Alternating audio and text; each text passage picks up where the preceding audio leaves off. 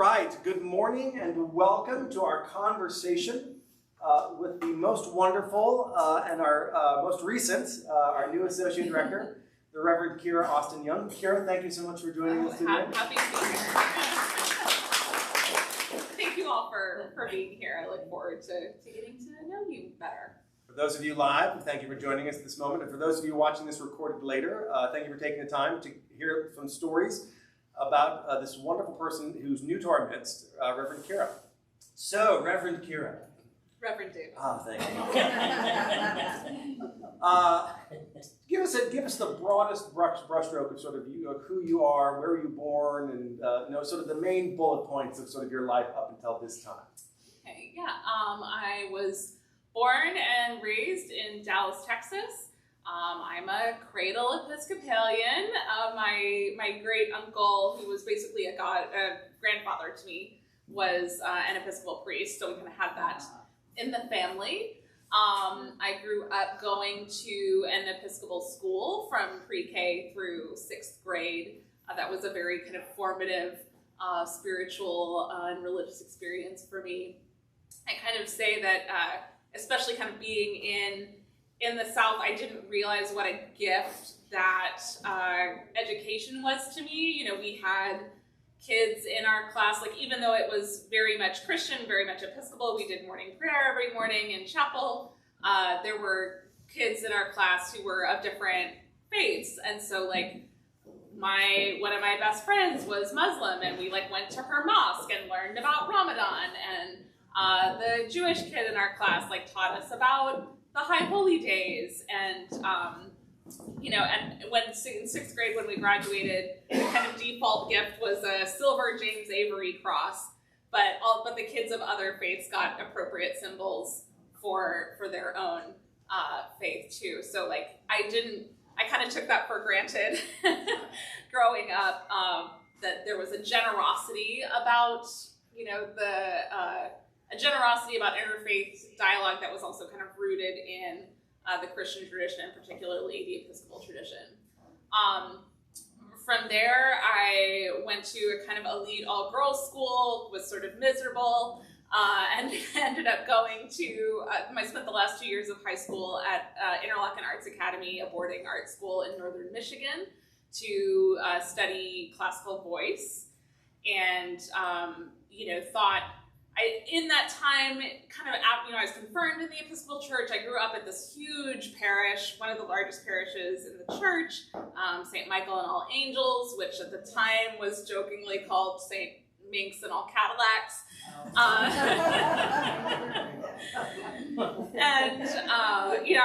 was telling Phil, like my confirmation class had 75 kids in it. Oh, wow. So I never really felt like I had a good community there in the way that I kind of had at school. And then once I got confirmed, I sort of sojourned with the Methodists. A lot of my friends went to, a big Methodist church, and I did all of the things in the Methodist church, did choir and handbell choir and beach retreat and ski trip and all the things.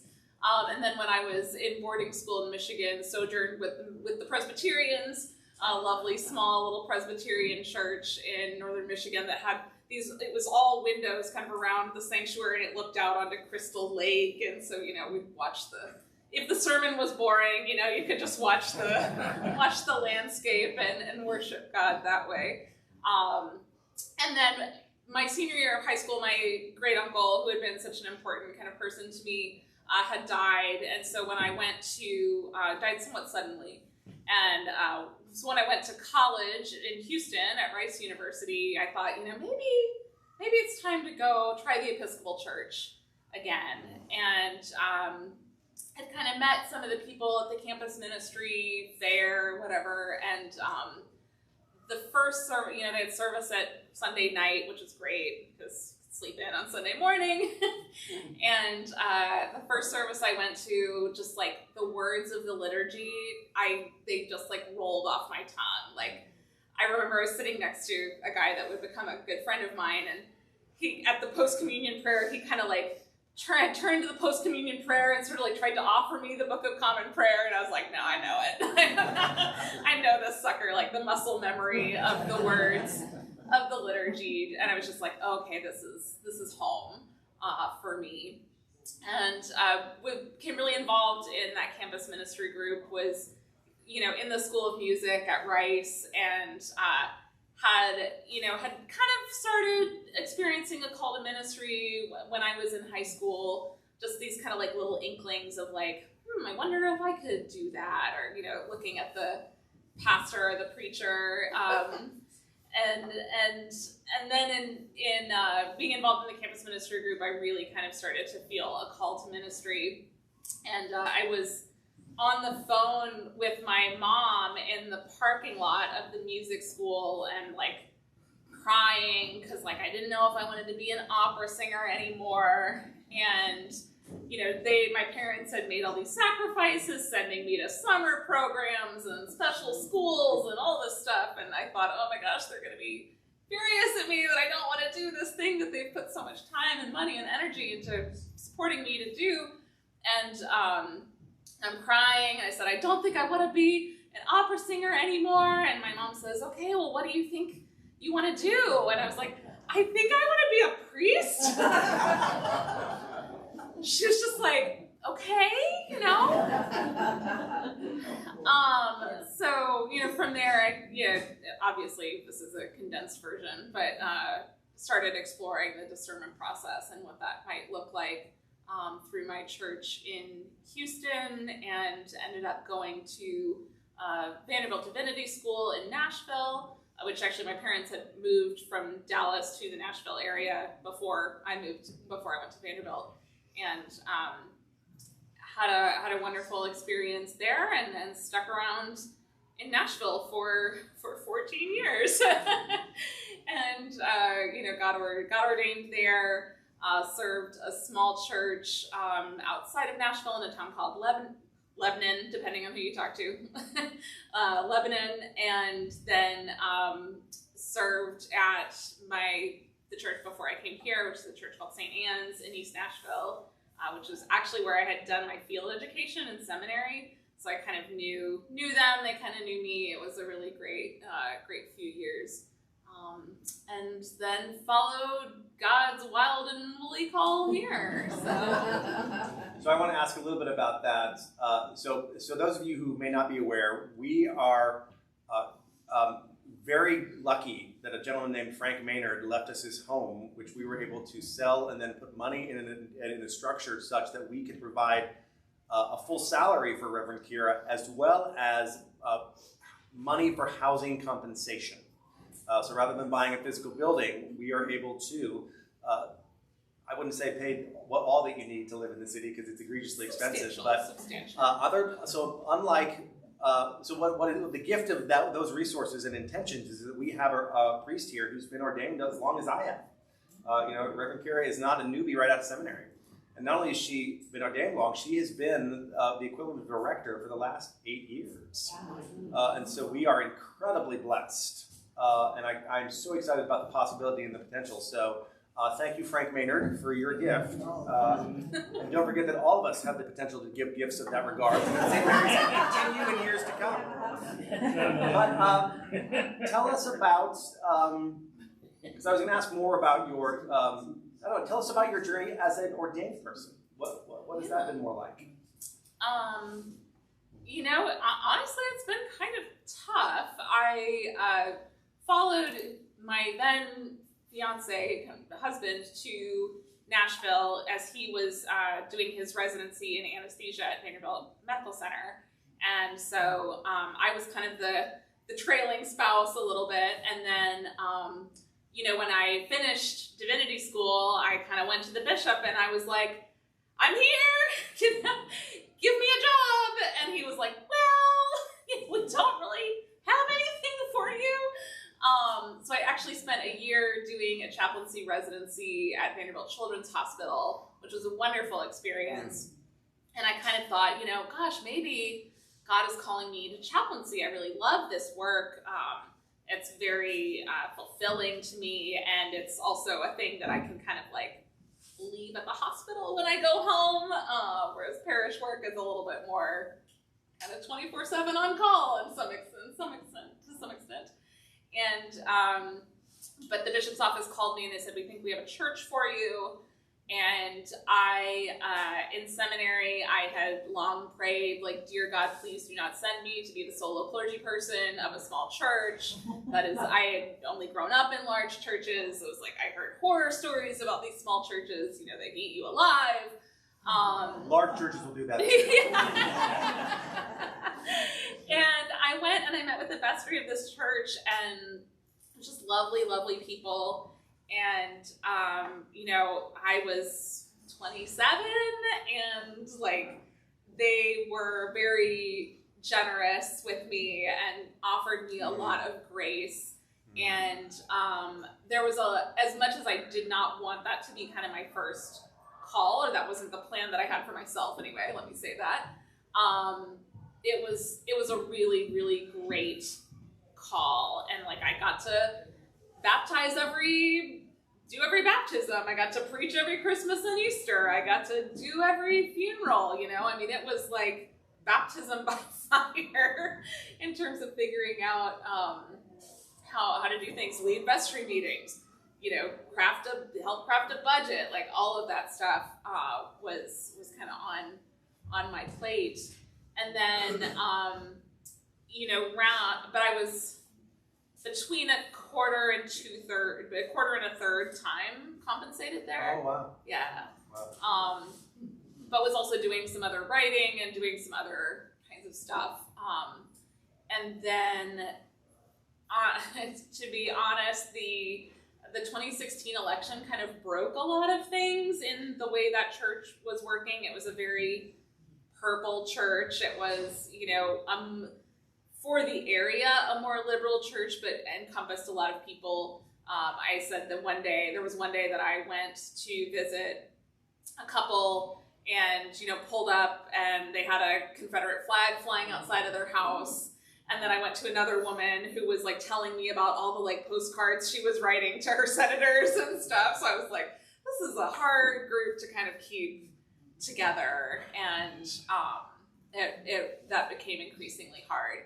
And at the same time, I ended up going through a surprising to me divorce, and called the bishop, and I was like, I need a full-time job. I don't have the support of my spouse anymore, health insurance, all those wonderful things.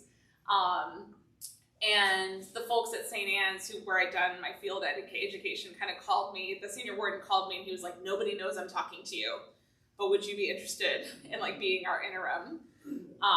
So that worked out really, really well, and ended up there. We knew it would be a good fit at St. Anne's as the interim, but I was like, okay, I just need 2 years to kind of get my feet back under me, figure out what's going on, figure out what's next. And they were in the midst of a lot of discernment about their relationship with what is now the Episcopal School of Nashville, whether it was going to be on the church campus or somewhere else, and what that partnership was going to look like. And eventually they kind of said, this is working out so well, we'd really like to eventually call Kira as our rector, but we can't call the interim as the rector. So there was a lot of Episcopal finagling. And I became the priest in charge. And, with the intention of okay, we're going to spend this year really doing a lot of work around, who St. Anne's is, kind of doing the work of a search process or a call process for a rector, but without doing the search for the rector. And that was 2020. So, and I remember calling my senior warden at the end of 2020. I'm like, I didn't do anything I said I was going to do this year. And he was like, Kira, no one did, So, again, around that time, I had gotten remarried in 2020. My husband's family is here in the Bay Area. We were both of us were feeling a little what's next?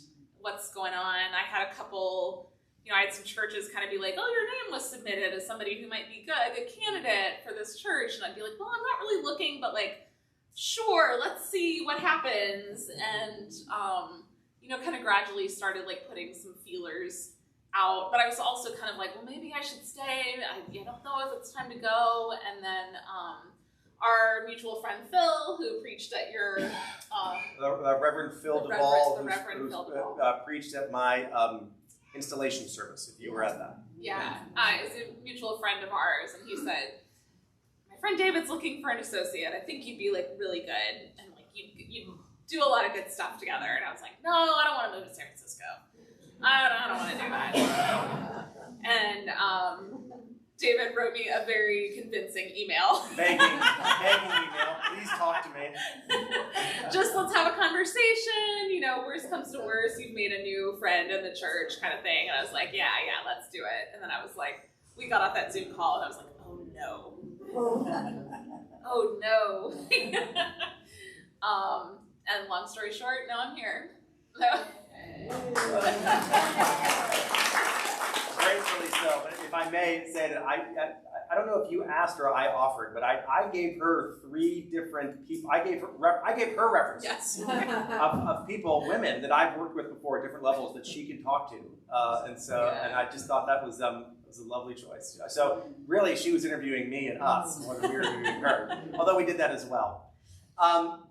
I'm going to go back just briefly, because you mentioned a bit of the dynamic of your first church, small, you were part-time. What was your second call like? What was that like? It's certainly before pandemic, because that's what was the community feel there? Yeah, so St. Anne's is in East Nashville, which is kind of the like Brooklyn of Nashville. It's the like hipster, very up and coming, gentrifying, cool area.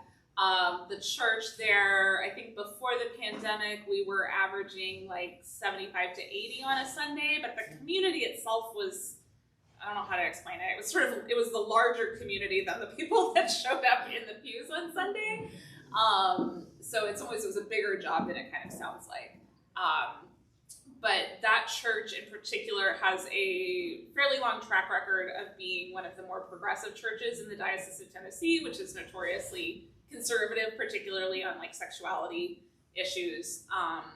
So they have a little bit of a chip on their shoulder in relationship to the bishop, and they are very kind of social justice minded and very like comfortable and proud in that identity, and at the same time, like, East Nashville has changed a lot. The church has been there since the 1860s.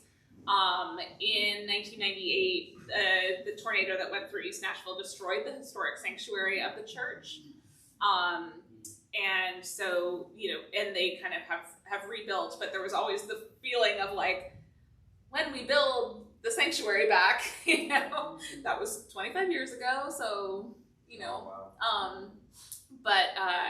honestly, what happened, so in Nashville, maybe you all remember this, in early March of 2020, another tornado went through Nashville and through East Nashville. And I honestly thought that was going to be the big event of 2020. Unfortunately, the only thing that happened was that the one tree that did not get knocked down by the 1998 tornado got knocked down by the 2020 tornado. So what I'm very grateful for is that you were trained, if you will, natively as a child in a larger church structure, Episcopal structure. You initially led what I would call a scrappy and resilient parish, moved into the average Episcopal church right now has about 50 people on a Sunday. I'm sorry, before pandemic has about 50 people on a Sunday. So in all regards, an 80 person on a Sunday church is a bigger church. And now we get to really benefit, reap, discover what's possible now, the breadth that you bring to us. I'm deeply excited about that. Given our short time, I want to bring up one more subject matter. And there's so much more to know about Reverend Kira, so I look forward for the years and years and years we get together to know each other. But I do want to talk about, because it was such a blessing to us and is a blessing still, the book that you wrote, Pro-choice and Christian. Pro-choice and Christian. I was going to say pro-Christian and choice, which is not correct. And we have about 5 minutes before we need to conclude for our next service. So tell us some of that journey.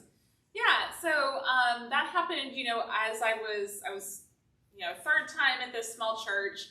I was, one of the blessings of having gone to Vanderbilt Divinity School was that it was not an Episcopal seminary, so I had a lot of colleagues and classmates who, who are United Methodist pastors, who are Presbyterian pastors, who didn't go into congregational ministry, who are working at who are working at denominational publishing houses, or who are social workers, or people that are doing ministry very broadly defined. And one of my friends was working at the United Methodist Publishing House in Nashville and for a website called Ministry Matters.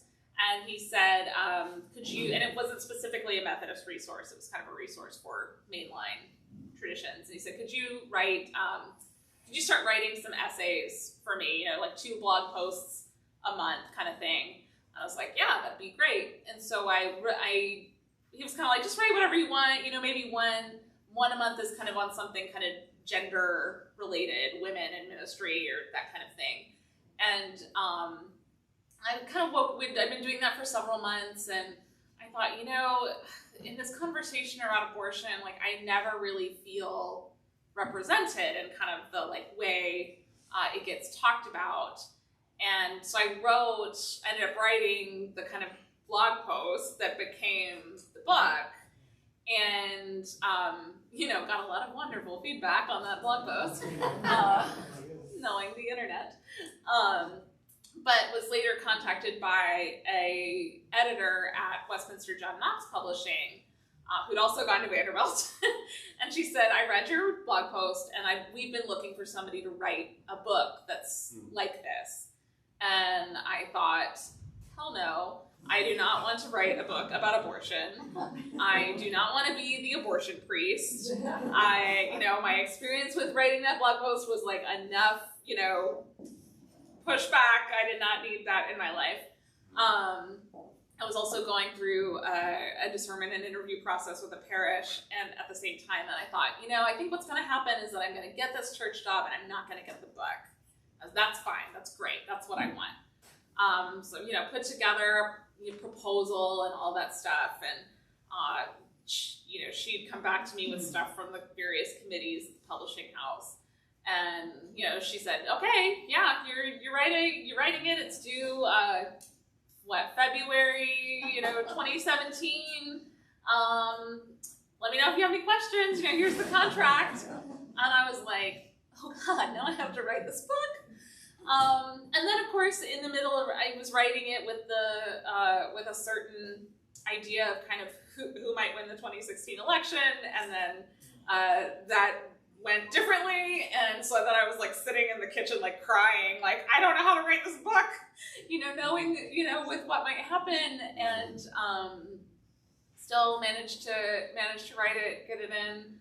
Editors are wonderful people. They've saved my butt so many times, make me look good, and yeah, then it kind of came out into the world in October of 2017, and unfortunately has proven to be continually relevant. Unfortunately and fortunately. Yeah, it's like good for my, it speaks to, residuals. and we invited people to read it here. Mm-hmm. And it does. In my experience, it starts with abortion, but talks about and gives a vision of the fullness of what it means to be Episcopalians who love Christ and are committed to the well-being of the world in very nuanced ways. So I'm very grateful for that resource. I wish we didn't have to have it, but I'm glad we do. Yeah. And since then have, been on a number of podcasts, especially after the Dobbs decision, was interviewed by local TV stations and all of that, which was, that weekend was the weekend that I was announcing to my church that I was leaving. It was Pride weekend in Nashville, and I got COVID. It's just like, stop the world, I want to get off. But yeah. Well, again, I'm so deeply grateful. We are out of time for this morning. So yes, this was just a brief interview, exposure. Again, we have a long time to have her here in our mix, to be blessed by her, to partner with her, and of course the great spirit of love that is Christ and God and the Holy Spirit. So Reverend Kira, thank you, and thank you all. May you be blessed now and always.